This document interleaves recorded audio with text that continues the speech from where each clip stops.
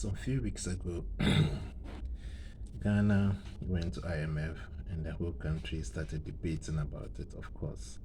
I gave some academic inputs and perspective into what is likely going to happen and whether going to IMF is a panacea for Ghana, whether it's going to solve or change anything at all within the short to medium term. And I made it clear that it's not really going to have any significant change in terms of investor confidence and in terms of any domestic change, anything at all within the short to medium term until the government make drastic changes and drastic concessions to how it's going to manage the country and get us out of this mess. Okay. But my current problem is the fact that you look as if the leaders in Ghana and across Africa are still sleeping. It looks as if, to me at least, that they are not reading the forecast and they are not looking at the global forecast and what is likely to happen within this year, next year, and at least the next few 2 to 3 years ahead of us. Why am I saying this? If you look at the global outlook, it's not looking good globally. Of course, COVID had its fair share, but currently, a lot of countries which are major players which actually dictate and determine how the global economy will behave and what is happening in those economies translate directly into the emerging and developing countries. We're talking about US, we're talking about China, we're talking about India, we're talking about Russia and Brazil and stuff. All these countries are facing huge problems. As a matter of fact, all of them, their central government and policy think tank in these countries have been warning that things are not looking good within those countries. Okay, so if things are not looking good in the US, in UK, in Germany, in France, in the Eurozone, in Russia, China, India, and the rest, then you can already foresee that currently things are not looking good globally. All right. And what happens to these big countries or these big economies directly affect what happens in developing countries like Ghana. So why am I worried? I'm worried because it looks as if our government and policymakers are not even thinking about what is going to happen in the coming years. They are still thinking about what the mess we are in right now and how to get out of it. But the mess we are in now is going to get worse. It's going to even get even messier if they don't factor in the oncoming recession, global recession. Okay, so for instance, US and European countries, as a result of the Russia-Ukraine war, have divided or diverted attention to solving or helping stabilize the global economy. As a matter of fact, you can read from the news and every day they're so preoccupied with defeating and making sure that the war in Ukraine continues for a very long time, said that they are even punishing their own citizens. Look at the prices in terms of oil, in terms of fuel, food prices, and to the extent that they are willing and ready to sacrifice the comfort of their own citizens to sustain the war between Ukraine and Russia, and as a matter of fact, to find a way to defeat Russia. Russia is not going to allow such a defeat and is also willing and ready to use all its resources to prolong this war as long as possible. When this happens, global commerce is really going to suffer.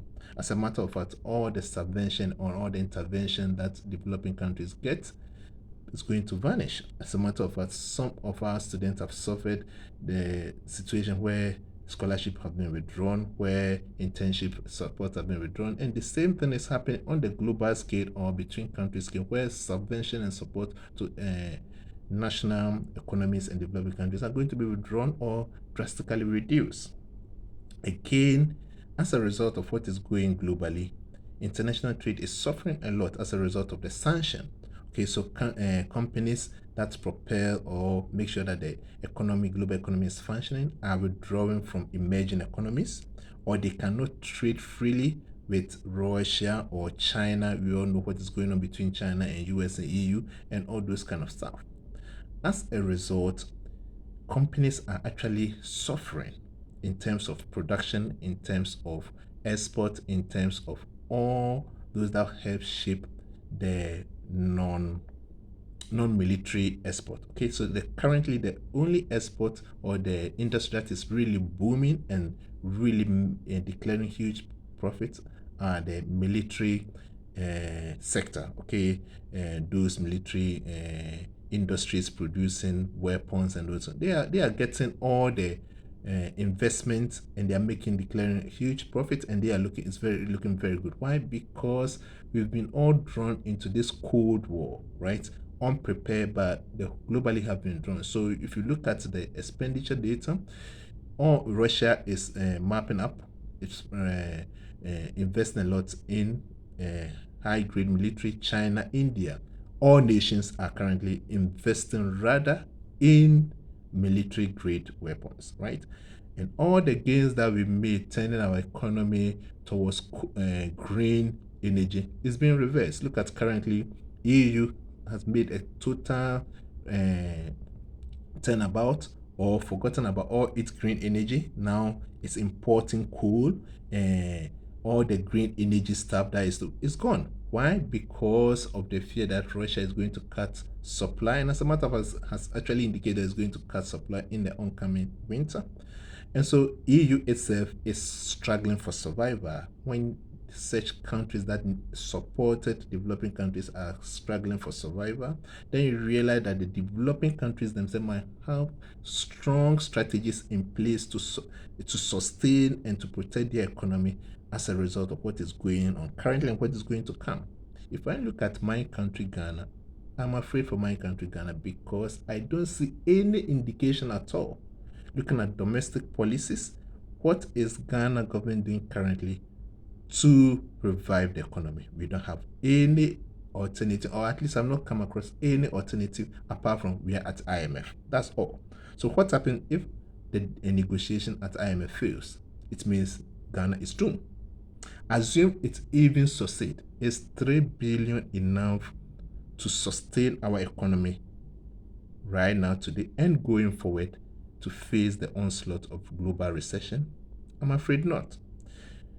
Do we have any discussion ongoing beside IMF? These are the local policies that we think we are going to embark on that will turn our fortune around, even if IMF does not support us, or even if it fails, or even with their support. We don't have such discussion. At least as a person working in academic space, I should be able to, and I'm following keenly what is happening in my country, I should be able to come across such documents or read about them. I don't see anything of that sort. So it looks as if, as we've been always doing in Africa, our government will wait. Just like it happened in the corona, we didn't have any pandemic plan as a continent, Africa, and then we were hit, and all that we have to do, we have to go and borrow and beg for vaccines. So our countries, African countries, are just waiting. Even though we have the experts, we have the expertise that are forecasting and saying that things are not going to look good in the coming years. As a matter of fact, whatever we are suffering, we are going through, is going to exacerbate in the coming years. There's no plan, there's no discussion, there's nothing at all. Developing countries are always waiting and waiting till it hits us hard. Then we go suffering.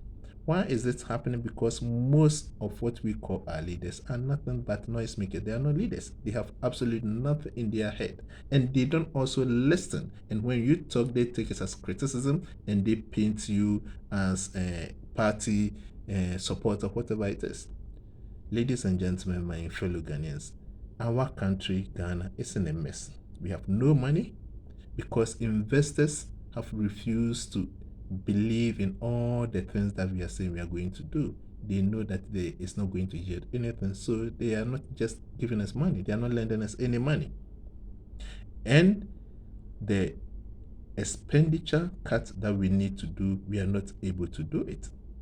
We don't have any money, and we are not prepared for the global recession that is likely to come. Like I've told you, if you look at all the major players, the countries that actually shake and make global economy, they have a major share of the global economy, they are actually fearing for what is going to come.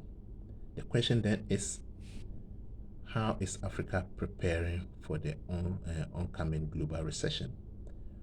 How is Ghana preparing to get out of its current mess, and also to make sure that we position ourselves for the oncoming global recession? I think it's something that academics, is something that key stakeholders, CSOs, and all those that care about our country, Ghana, should get together and start talking and start discussing.